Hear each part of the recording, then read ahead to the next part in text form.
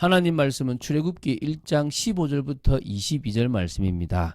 21절, 22절 두 절을 합독하고요. 출애굽기 1장 15절부터 22절 말씀을 보도록 하겠습니다. 자, 21절, 22절 두 절 한 목소리로 합독하겠습니다.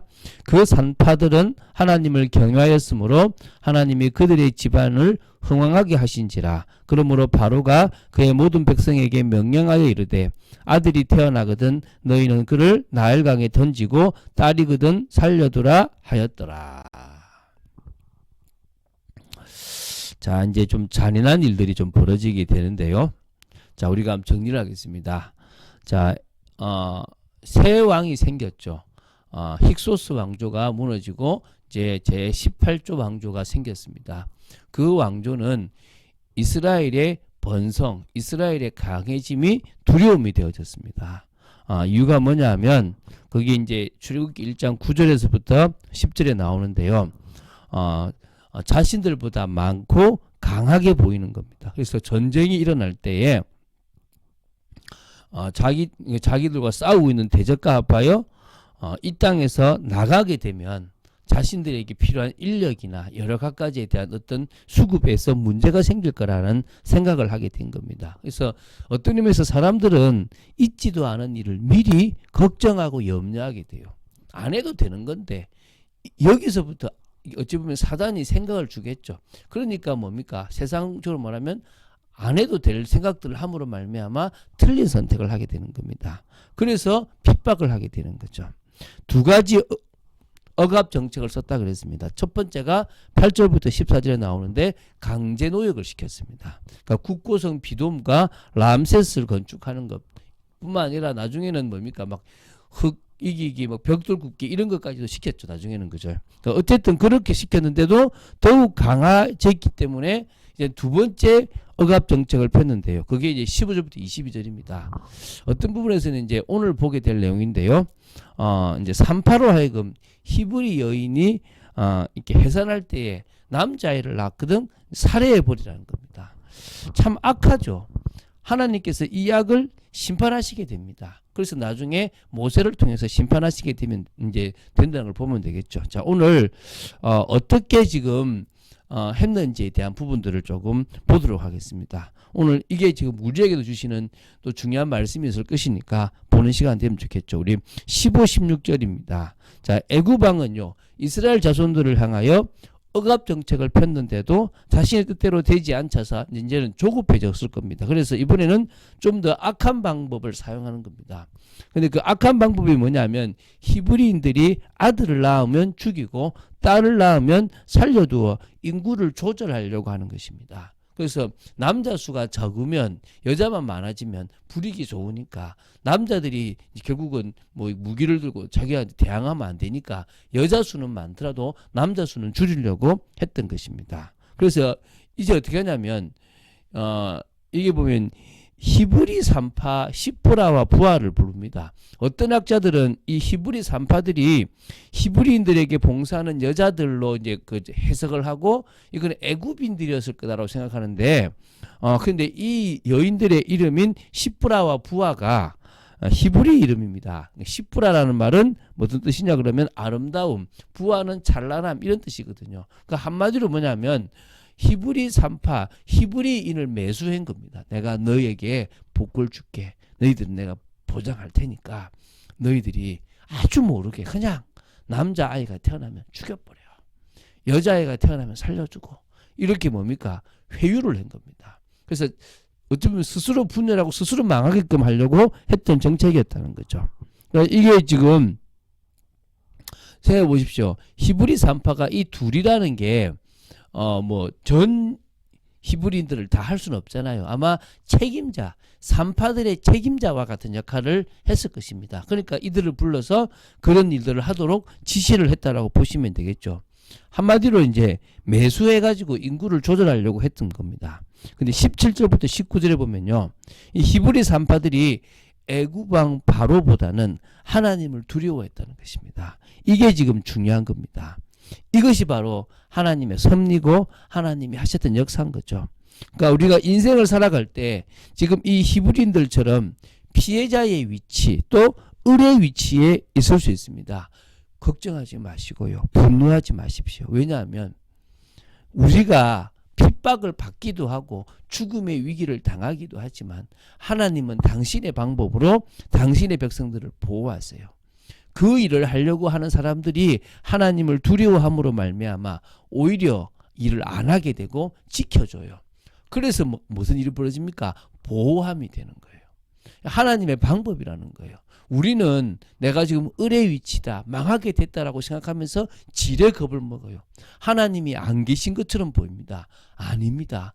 하나님은 반드시 계시고 하나님은 반드시 역사하시게 되어 있다는 것입니다. 자, 히브리 산파들이 하나님을 두려워했기 때문에 애굽 왕의 명령을 어기고 남자 아기들을 살렸습니다. 그러니까 우리도 세상의 권력에는 복종해야 되는 것이 맞지만 하나님 앞에서 틀린 명령이고 오히려 하나님을 두려워한다는 부분에서 하면 안 된다 싶으면요, 하지 말아야 되는 것입니다. 뭐로 가야 됩니까? 믿음으로 가야 되는 겁니다. 세상의 권력은 하나님이 쓰셔야 되는 건데 그 세상의 권력이 하나님을 배반하거나 하나님을 대적하는 거라면 그 권력에 복종할 이유가 없고요. 물론 그렇다고 해서 싸우라는 게 아닙니다. 믿음으로 저항하고 오히려 핍박을 받아도 그 길을 가야 된다는 것입니다. 자, 애굽 왕이 자신의 명령대로 되지 않았음을 확인하고 산파들을 불러서 묻습니다. 너희가 어찌하여 이같이 남자 아기들을 살렸냐라고 물으니까 이렇게 이럴 때 이제 산파가 뭐라 합니까? 사실 애굽 왕은 하나님을 두려움이 없지 않습니까? 그러니까 자기의 방식대로 하려고 하죠. 이제 멸망의 길을 걸어가는데요. 뭐라 합니까? 히브리 산파들이 했던 말이 애굽 왕도 근거가 되는가 봐요. 그러니까 더 이상 혼을 내지 않았는데 히브리 여인은 애굽 여인과 같지 아니하고 건장하여 산파가 그들에게 이르기 전에 해산해서 아이를 낳아버리니까 죽일 수가 없었다. 몰래 죽이려고 했는데 안 됐다라고 하는 거죠. 한마디로 자신이 시키지 않고 죽이게끔 하려고 했는데 그게 실패로 돌아간 겁니다. 그래서 애굽 왕이 이 말을 그냥 받아들여요. 벌을 내리지 않아요. 그리고 오히려 이제는 뭡니까? 더 악한 방법으로 드러내놓고 이스라엘을 핍박하게 되는 거죠. 그건 좀 이따 보도록 하겠습니다. 20절 21절에 보면요. 이렇게 히브리 산파들에게 은혜를 베푸니까 히브리 산파들이 바로의 명령을 따르지 아니했고요. 오히려 하나님 앞에서 남자 아기들을 살려두게 되심으로 이스라엘 백성들은요, 번성하고 매우 강하여진 겁니다. 더 강해진 겁니다. 그러니까 애굽 왕이 볼 때 두려움의 대상이 된 겁니다. 그래서 이제 22절에 하나님께서 하나님을 경외하였던 히브리 산파들에게 복을 주셨어요. 무슨 말입니까? 그들이 집안을 흥왕하게 했습니다. 자, 여기서 우리는 볼 수 있죠. 복을 주시는 분도 하나님이고 복을 빼앗아 가시는 분도 하나님이십니다. 하나님이 여러분의 인생에 가만히 계신다는 것은 여러분이 하나님과 맞지 않기 때문에 그냥 가만히 계실 수도 있습니다. 오히려 어려움을 준다. 그거는 사단이 건드리는 걸 가만히 보고 계실 때도 있습니다. 그런데 하나님의 뜻에 합하면 하나님은 이렇게 복을 주십니다. 여러분, 하나님의 사랑을 아는 여러분 되시고 하나님에 대한 두려움, 경외심을 가지고 나아가는 여러분 되셔야 될 줄로 믿습니다. 자, 22절을 보겠습니다. 이게 이제 2장과 연결되어지는 부분입니다. 이게 모세가 나일강에 갈대 상자에 버려지게 되는 것이고 그것을 바로의 공주가 줍게 되는 이제 그 이유가 됩니다. 자, 이제 애굽 왕 바로는요, 정말 악한 명령을 내립니다. 그 전까지는 몰래 자신은 안 그런 척하고 하려고 했는데 이제는 대놓고 합니다. 자기 백성들을 불러놓고 뭐냐면 이스라엘 자손을 대놓고 핍박하는 겁니다. 아들이 태어나거든 그를 나일강에 던져서 죽여버려라. 딸이거든 살려두라고 아예 모든 애굽 백성에게 명령을 내립니다. 그러니까 애굽 백성들이 이제 뭡니까? 그 말에 순종하여 어떻게 합니까? 여자아이는 살려주고 남자아이들은 다 죽여버리는 일이 벌어지는 겁니다. 그때 이제 태어난 게 모세라는 거예요. 자, 그럼 왜 딸들은 살려줍니까? 이유는 간단하죠. 가사 노동력과 생산력을 제공할 수 있지만 반란의 위험이 적고 또 그 당시 여자는 남자에 종속되기 때문에 애굽 남자들과 결혼하거나 첩으로 들어간다면 애굽인들과 동화되고 복종할 수 있으니까 여자들은 살려두라 그랬겠죠. 자, 하나님의 백성이 하나님 앞에 올바르게 서지 못하면 이렇게 세상의 핍박을 받게 됩니다. 아무리 세상 속에서 편하고 좋은 것들이 많아도 우리는 세상과 구별된 삶을 살아가야 될 줄로 믿습니다. 그것을 놓치면 결국 세상의 종로로 타는 인생이 됩니다. 그리고 우리는 핍박 속에서 부르짖고 하나님 앞에 서야 되는 거죠. 그러기 전에 지금 어찌 보면 코로나나 지금 이 상태가 우리가 기도하라는 하나님의 사인인 줄로 믿고요. 어떻게 하면 됩니까? 민족을 살린 모르드게와 에스더처럼 죽으면 죽으리라고 결단처럼 어떤 의미에서 우리는 믿음으로 나아가야 될 때가 지금인 줄로 믿습니다. 하나님의 계획을 이루어야 될 줄로 믿습니다. 그래서요, 자신을 멈추고 하나님을 바라보고 홀로 있는 시간들을 가지는 중에 하나님이 원하시는 그 계획과 통하고 기도하는 여러분 되어야 될 줄 믿습니다. 그럴 때 하나님이 참 헌신할 수 있는 그런 축복에 저희들 힘을 주시는 그런 하나님의 역사를 보게 될 줄로 믿습니다. 그런 여러분 되시기를 주 예수 그리스도 이름으로 축원드립니다. 주는 그리스도시요 살아계신 하나님의 아들이심을 고백합니다. 출애굽기를 봐나갑니다.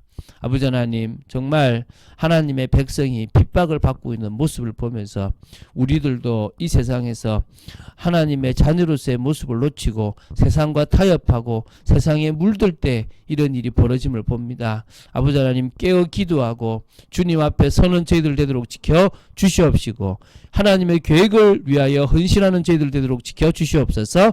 주 예수 그리스도 이름으로 기도드립니다. 아멘.